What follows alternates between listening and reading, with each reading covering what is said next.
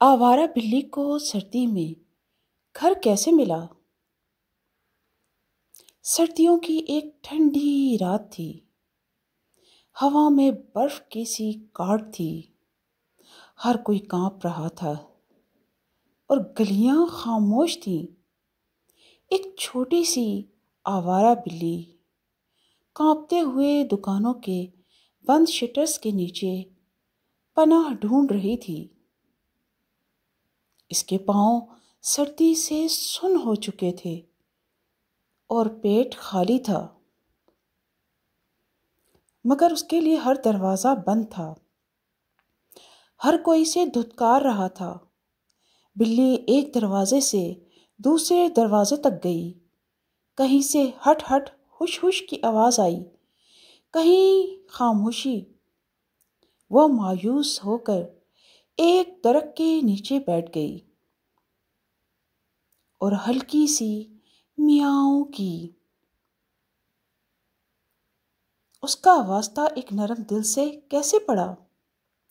اسی وقت عائشہ نام کی ایک بچی کوڑے کا تھیلا باہر رکھنے آئی۔ اس نے بلی کو دیکھا تو اس کا دل رحم سے پسیج گیا۔ اس نے امی سے کہا، امی، باہر ایک بلی بہت ٹھنڈ میں ہے۔ امی نے دروازہ کھولا اور بلی کو دیکھ کر بولیں، بیٹا، اسے اندر تو نہیں رکھ سکتے، مگر ہم اس کے لیے کچھ کر سکتے ہیں۔ ہمیں کرنا چاہیے۔ چھوٹے سے گھر کا انتظام۔ امی نے ایک پرانا ڈبہ لیا، گتے کا ڈبہ۔ اس میں کپڑا بچھایا اور اسے دروازے کے باہر رکھ دیا۔ عائشہ نے ایک پیالی میں گرم دودھ بھی ڈال دیا اور اس کے ڈبے میں رکھ دیا۔